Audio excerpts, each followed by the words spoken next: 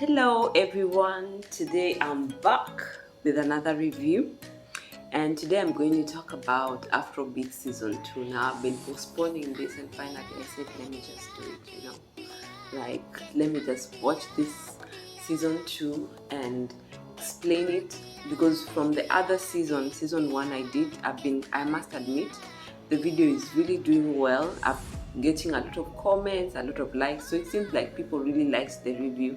So I'm going to continue with the series, and yeah, so it starts off with the year 1999. Now people are saying what 1999 means to them, and if you want to know what it means to certain people, then you have to go there and actually watch that documentary to find out what that actually means to certain people in the music industry. But for me, 1999, I was 9 years old and I was in primary school, and I remember watching, there were two music channels during that time. There was Channel O and East Africa TV. Now I remember Channel O listening to hip hop and listening to Asha, R&B, the blues, Craig David.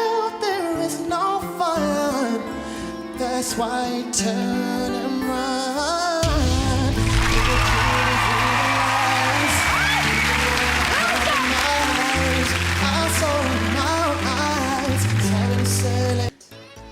Those are the type of music that I was listening to, and that was also the advent of another type of music for us East Africans, and that was Tanzanian music. So that's when we would listen to somebody called Mr. Nice,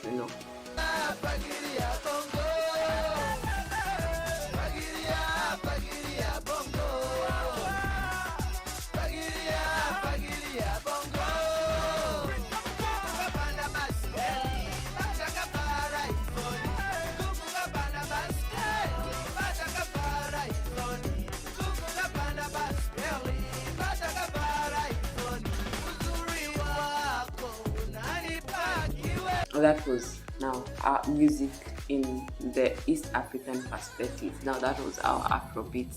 Now from the previous comments before, I can hear that the Ghanaians are complaining, by the way, that there was not much coverage of Ghanaians, and yet they have contributed a lot to Afrobeats. And personally, I think that is something that the producer can actually work on if they do a second season, an inclusion of Afrobeats because of Ghanaian people. Because yes, I think they try to incorporate. If I look at the previous season 1, they put in one person to speak. I mean, not was he speaking, or yeah, maybe they put in one person there. And for Raga, I kind of forgot his name, and I really like his music.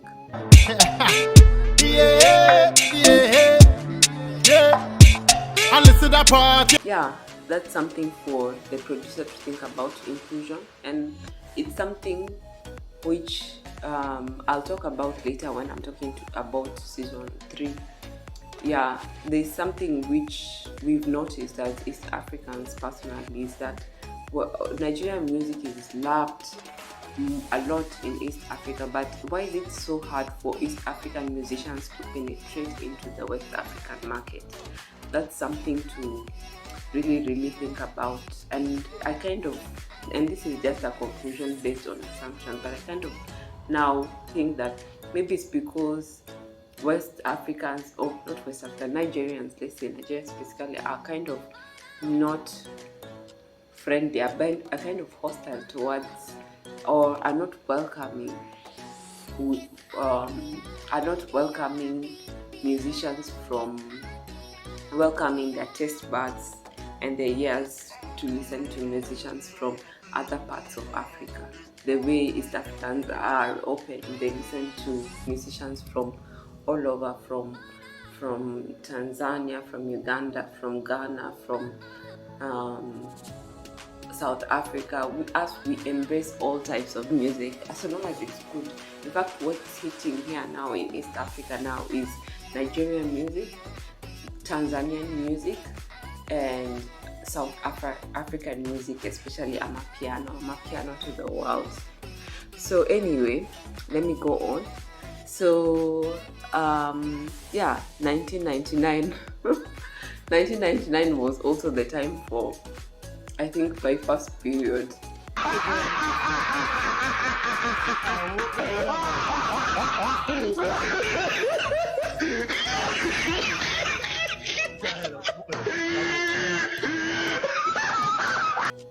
Irrelevant information, but yeah, it's all about saying what 1999 was for different musicians. What was 1999 for you, for example? So now there's Femi Kuti goes to Switzerland, taking his music over to Switzerland. I liked Femi Kuti. I didn't know about Femi Kuti until I listened to an interview to do with Burna Boy. Then I realized that somehow his early music was an inspiration, and I think even up to now was an inspiration from Femi Kuti. And yeah, I think I like his music. So there's one thing I have to note though. West African music, if you think about Femi Kuti and Burna Boy, their voices are very rough, and it took a while for that to rub into the East African taste buds, because why? Our music is soft and sultry. That's how ours is. And I'm gonna play some like in the middle even now for you to listen to, so you can understand what our type of music is like. Susanna, see you flexing on the ground with your sponsor. Susanna, I hope you're happy now. See you change your skin color. Reverse again. Overdose, hapo nyuma overload. Umetosha gari ligi yako ni ya 4x4. Zile vitu unafanya home, sitaziongea mihujione manze. It's kind of soft. So you see, first of all, when I heard Femi Kuti singing, as in after watching Burna Boy mention him, I was like, what's the hype all about? Femi, according to me, like he was not all that good. I don't see what the whole performance was all about, because the voice is hard and rough and it's not soft the way East African music is. So you're like, But in fact, Burna Boy now rubbed off to us now. Slowly you realize that with that rough voice, then it's actually good, and we ended up actually being a fan of it. But for us, I don't know, I'm not sure whether people in East Africa really love Femi Kuti. Maybe they need to, I need to ask my mom. I'll ask later on and maybe come back with my feedback on that. But yeah, basically, like us, we didn't know much. I didn't know much about Femi Kuti until Burna Boy mentioned that. So then I see Ayo talking about doing documentaries. Before, I see his younger pictures, and I find it quite interesting. You see, even he was lighter back then. He used to be a manager and a lawyer. He talks about being K1 manager or something like that. So yeah, it's very interesting. Then there's somebody called Emma Ogola. He really strikes me. I was quite interested in what he had to say. Not really, but what caught my ear is his deep voice. He has a very nice, sexy, deep voice, so which I really liked.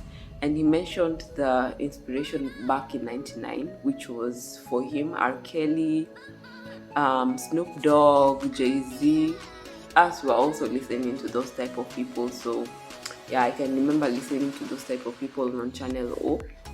This weird MC, I never heard of her, but she's a woman who speaks in the video. Mostly she looks more tomboyish from the video, and basically she was well known because she mixed Afrobeats with American music, and mostly she did sampling of Fela Kuti's music, and this was unique at that time, and so she was well known because of that.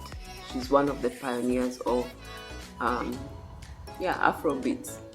Then, they highlighted one major important factor about becoming a musician, an Afrobeats musician, is that no matter where you are, whether you are based in the States, in Europe, you have to come back to Lagos City to be able to make it big. You can't make it big anywhere else, which is quite unique, because I think we Africans were used to, like, to make it big, you have to make it abroad. That was how it was, because the people who were listening to Akina Jay-Z, who are based in America. So us, especially East Africans, us, we knew that for you to be a musician, to make it big, you have to record in States.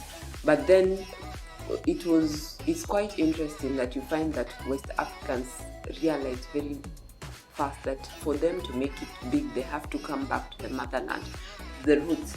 And if I can bring it back to East Africa, there's this guys called Longomas.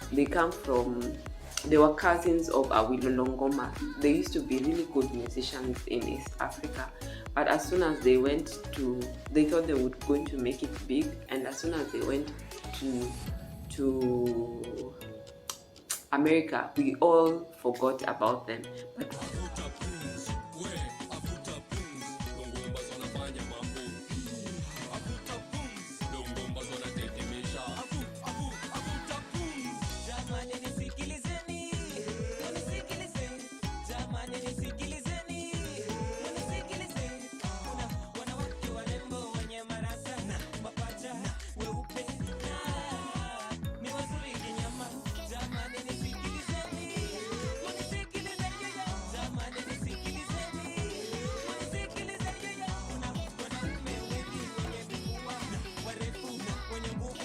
when they were in Kenya, they were a big hit. So I think the Nigerian musicians got it really right by coming back to Africa to perform. So Flavor was mentioned. I know him. Tribesmen music sound of hip hop were touched also on police brutality, which was interesting. I heard of Chocolate City. I know of Chocolate City. I'm going to play a music of that, but I know of chocolate music, and I think it's Chocolate City, and I think they do a really good job. Like I mentioned before, we don't know anything about remedies. So then there's the city of Abuja, which was mentioned as a hub for northern tribes before.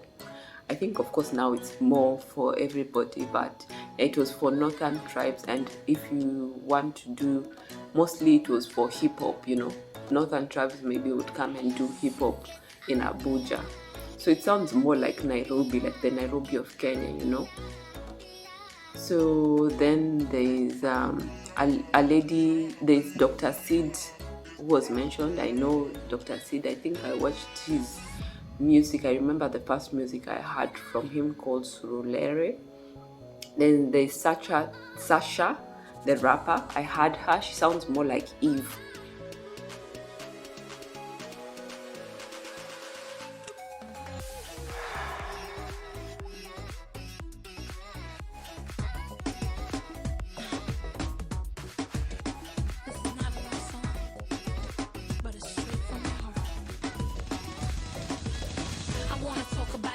Wanna get it off my chest, take my time and reinvest. Asking, is it worth it? All the sleepless nights, the fights and the crisis, the critics biting. Mama told me there'll be days like this. Put your pen to paper, never use your fist. Imagine how I came through my fears rhyming. Started my career, blew it up with the tribesmen. A lot of people had their own opinions. Took it in my stride and stuck with my onions. So it was quite interesting. Then Ayo mentioned some dancers he got in the movie, and we see them shaking their ass. Work it, move your butt, come on, shake your ass, come on, kick some dust, come on, dance, come on, work it, baby, come on, move it, baby, come on, dance for daddy, come on, move like crazy, come on, Mary Mole, oh yeah, Barajet, oh yeah, off your shit, oh yeah, Scantan, oh yeah, shake papa, oh yeah. And personally, I can say I want to start a little bit in my comment section, but really, if going by that video, man, like those people were not shaking us, and I'm speaking like I'm trying to start a war, but to be honest, like even I don't know how to shake us. Let's get that off the way. But surely, like, what was that all about? What was that? They have nothing on East Africans as of 1999.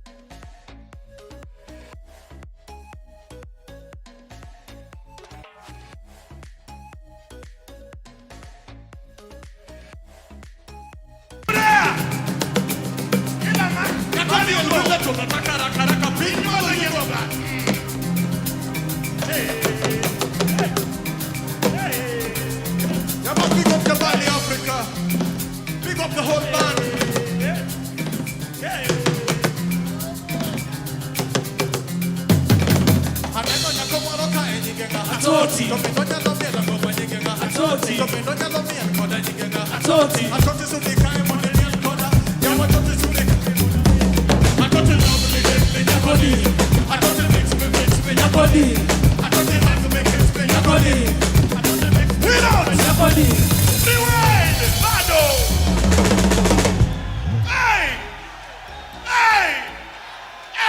What a dancer! Ametosha ama hajatosha? Uyego!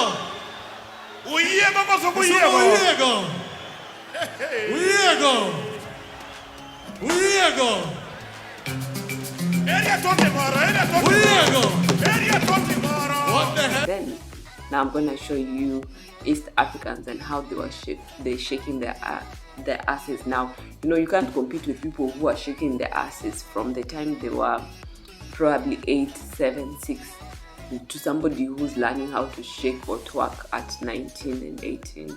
Man, that was a far cry. That was, I think East Africans can shake their bum bum better.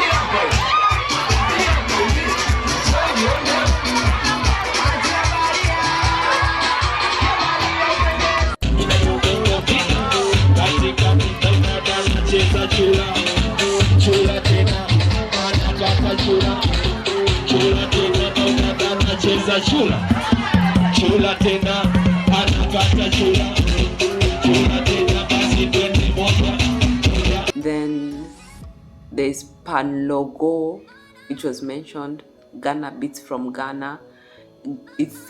Pan Logo is a type of beat that was mentioned that is used in Afrobeats, and it comes from Ghana.